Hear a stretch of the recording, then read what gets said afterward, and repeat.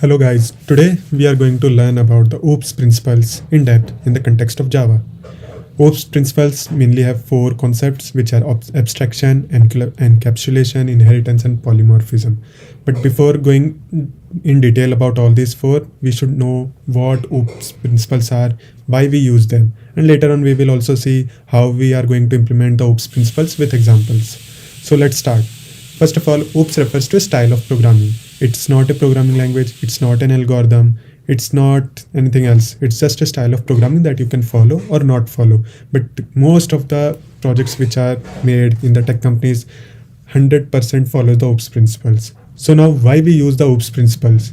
Because for making any application, it would be means something related to the real world. So in order to means form a similarity with the real world, we use the OOPS. So what we can do is we can create some user defined data types which are like real world objects using the already provided primitive data types of Java like integer, long, character, byte. So we can make the real world objects. Also, it makes your code more modular, maintainable, reusable, and upgradable.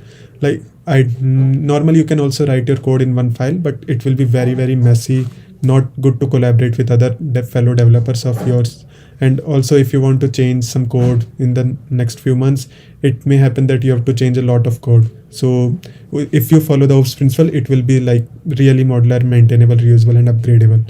And for any programming language to support the OOPS principle, the two basic things that it should support are classes and objects, which Java supports. Now let's look at what classes and objects are. Class is a logical concept. Classes are like structure or like a blueprint for representing your custom real world objects. Like consider you can, if you want to create a class of humans, humans are a structure like they should have two legs, two hands. So those can be the blueprint of creating humans. Also, you use the primitive data types that are already given by the Java to make your classes, like to define the properties of your class. Like human should have a name, so the primitive data types, like you can create use the character array or string data type to store your name of the human. Also, during the code execution, the JVM's class loader loads your class into the memory and stores its metadata and the fields information and the properties in the method and the method or the class area of the JVM. It does not occupy any space in the heaps of the JVM. It only stores its data in the method or the class area. Now next look at what objects are. Objects are instances of the class. Like classes are just the blueprint or the structure. Objects are real, like they consume some space. They will be real person. Like human is a structure or a class. Then objects like object can be Barack Obama can be object like it is a person like Barack Obama is a person. So Barack Obama becomes a object. So objects are instances of class. They have some state and behavior, like they carry some state, like they have some name, their age, some properties they will have, and also some behavior like they can walk, they can run, they can speak. Also, they consume the memory in the heap area of the JVM when the code is executed. So now let's see an example of what classes and objects are. So first of all, I will create a class. You can create class like I'm creating class named human. So classes are created with this keyword class in the beginning, and the classes can be either public, and if you don't add public, it will be accessible only from this package, which is com.codehub. It will not be accessible from outside of this package, which is also known as default access modifier. So now let's create some fields of this class.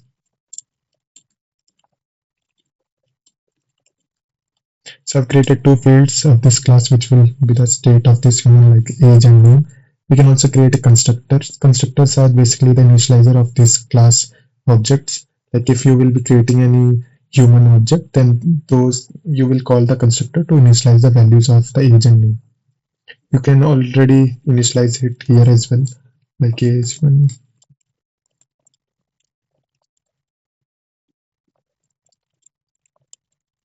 So by this we have created the constructor, and this is a class with some fields. We can also create some other methods as well.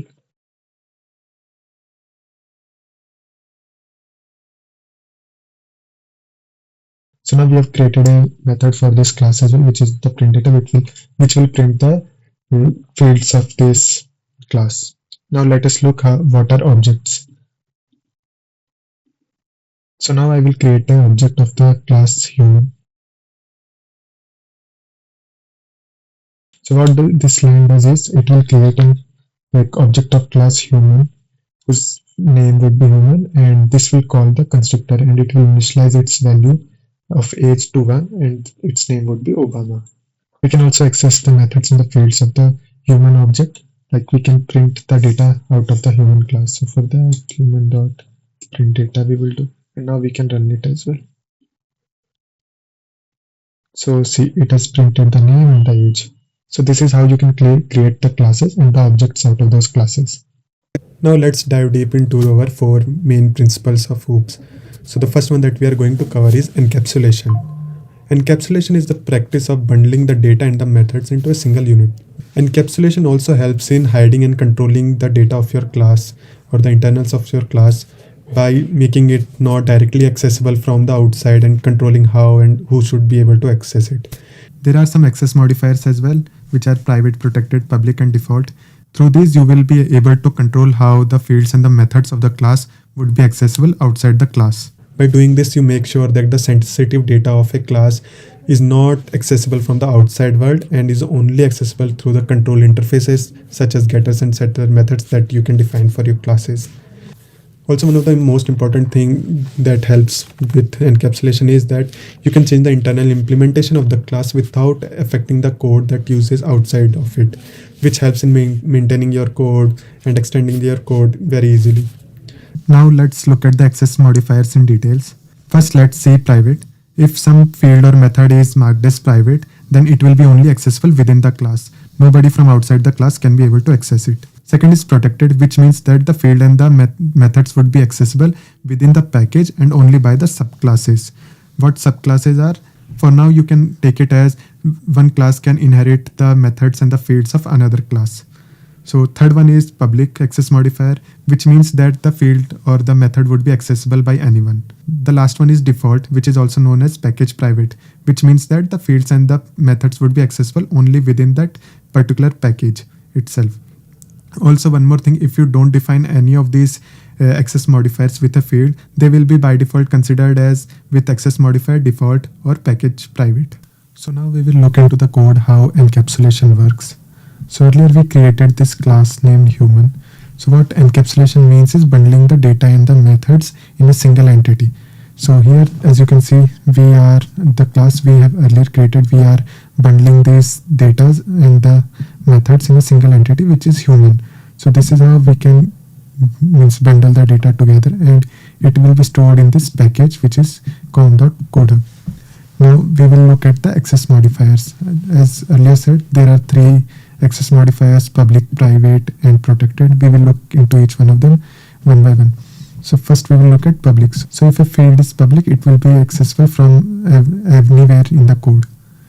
So I can create an object first of the class human here. So this is a method of class human. So here I can access the name because it is public.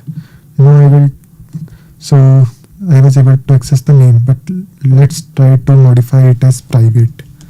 So if I make this as private, so as you can see, now I can't access the name field because it is set to have private access. Now let's try to make it as protected and see if we can access it.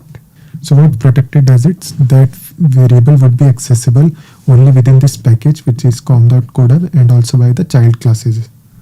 So let's test that out as well. We will create one more package, new package. I will create a main method in this class.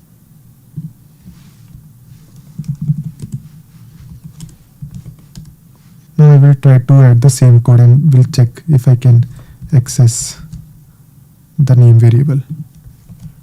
As you can see, I can't access name because it is protected, and I can't access it outside of the package com.codehub. But I can access it from a class if it inherits that human class. Let's see that.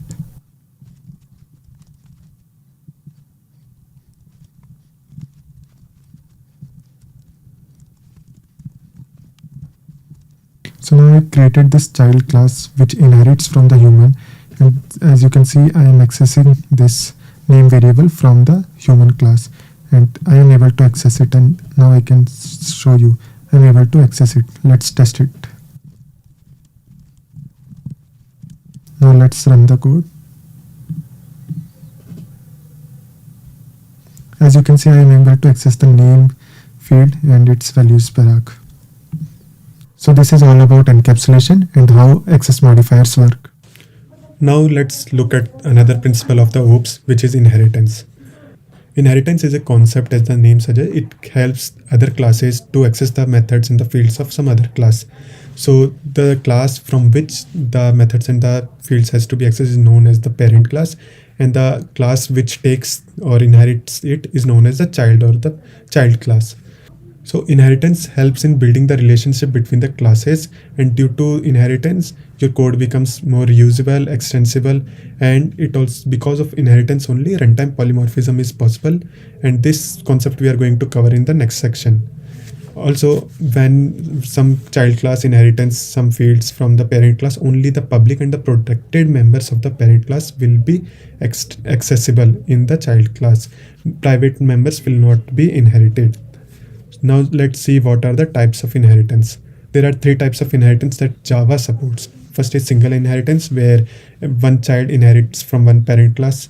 Then there is multi-level inheritance, where one parent class is there and one child class is there which inherits from the parent class. Then from that child class some other class also inherits, so it becomes like a two-story building type of structure.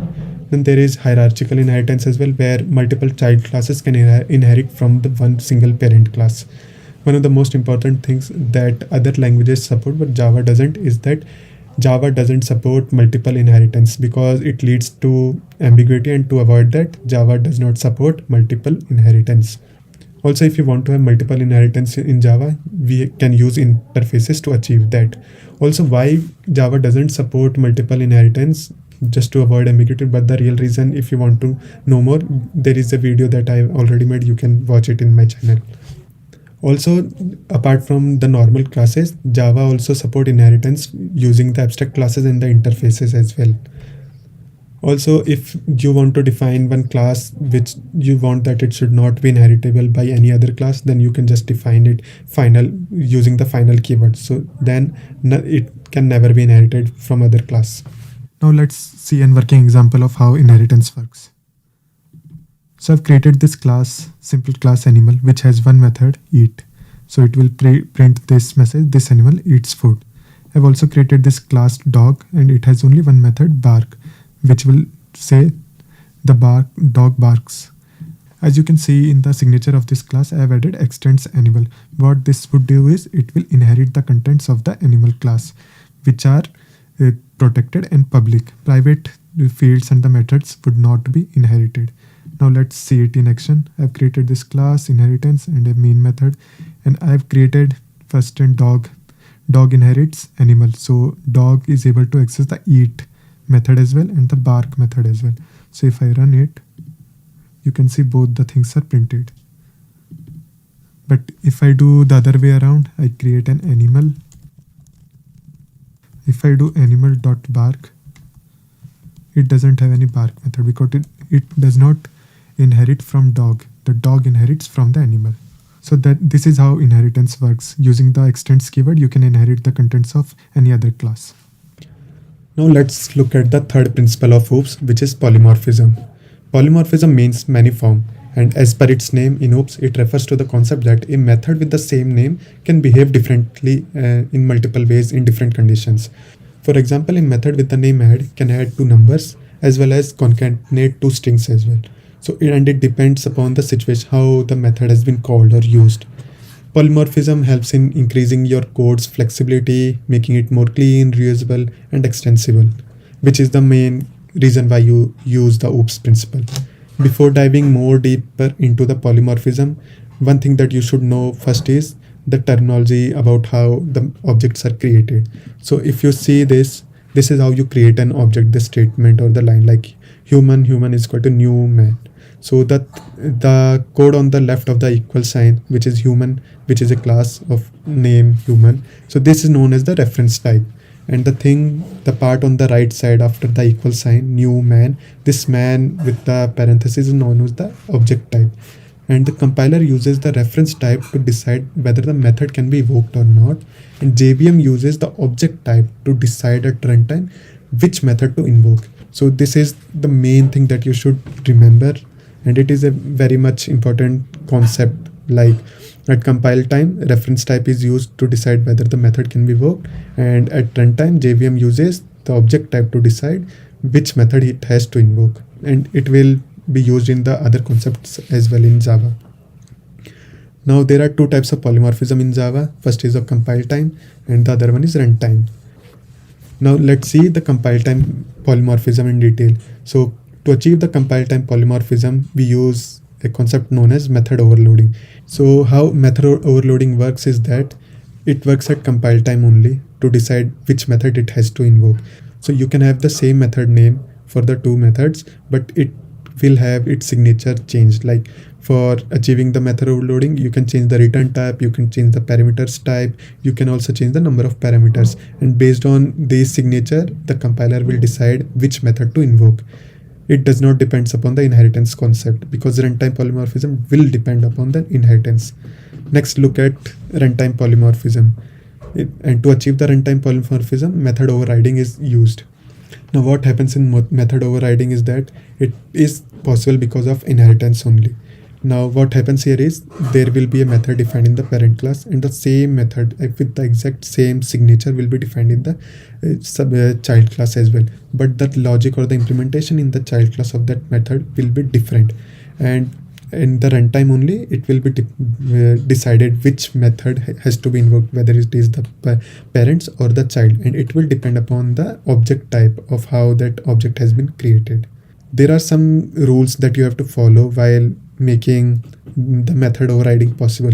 First is you have to have the same name of the method, return type, and the parameters. Everything has to be same. Second is while defining a method, you cannot reduce its visibility. Like if a method in the parent class is of the access modifier public, you can't make it private or protected, less accessible.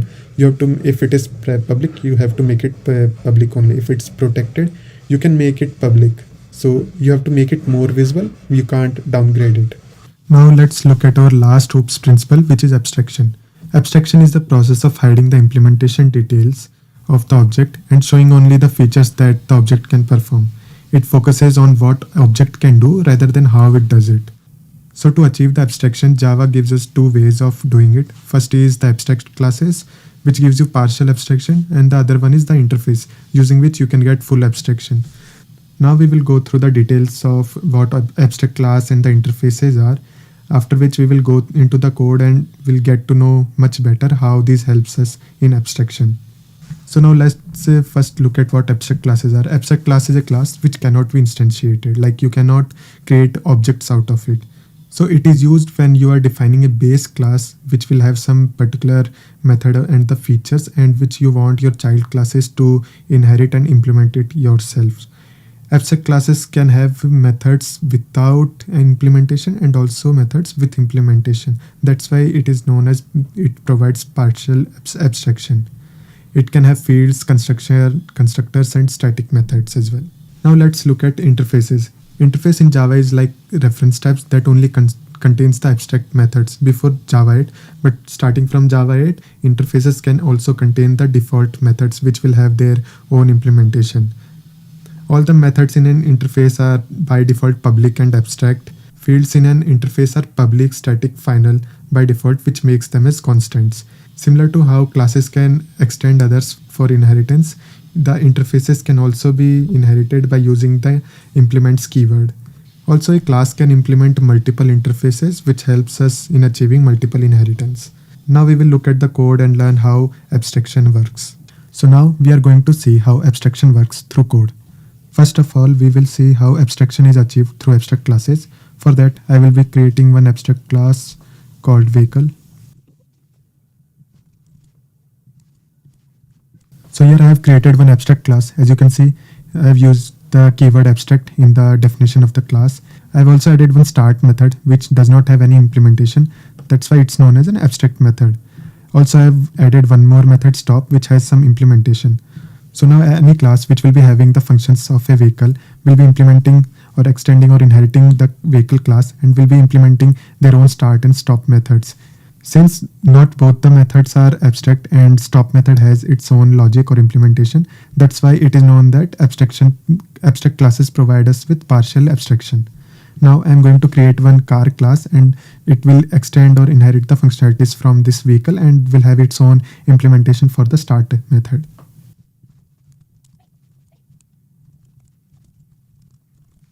So now I have created one car class and it extends the vehicle class. And since we have not provided any implementation of the start method in the vehicle class, we have to provide some implementation in the car class.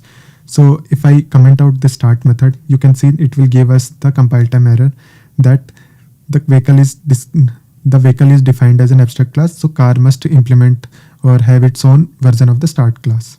So similarly, we can also create multiple subclasses which will implement the vehicle, like we can create bus, motorbikes, which will have its own version of the start method. Also, now if anyone wants to create a vehicle and knows what type of vehicle they want, like a car or a bus, so they have to just create the vehicle of type car or bus and it will work. They don't have to worry much about what the underlying details of how the car starts or a bus starts. They can just go ahead and use that function. So let's see that in action.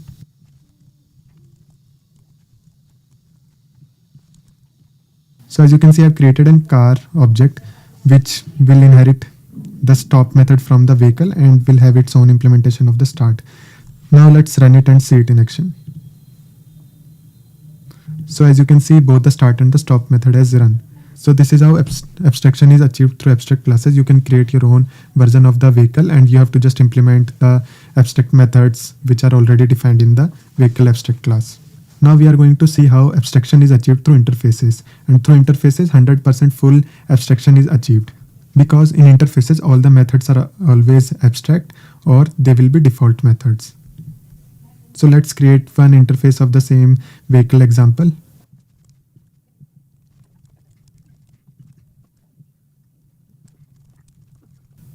Now as you can see, I've created one vehicle interface. It has two abstract methods, start and stop, and also these methods would be public by default. Now we will be creating one car class again, and that will be implementing this vehicle interface, which will have its own version of start and stop. And this vehicle will act as an abstraction for any outside code that wants to access the functionalities. So now I've created this car class which implements our vehicle interface, and as you can see, I've overridden both the start and the stop method, which gives its implementation details here. And if I don't add this start and stop methods, it will give us the compile time error that we have to implement the abstract methods defined in the vehicle interface. So let's undo this. So now let's create a car object and access our start and stop method. So now here we have created a car object and it can have its own version of start and stop, and we can see it in action. So this is the working example of how abstraction works with abstract classes and interfaces. So please like, share and subscribe my channel. Hope I can make more better videos like this. Thank you.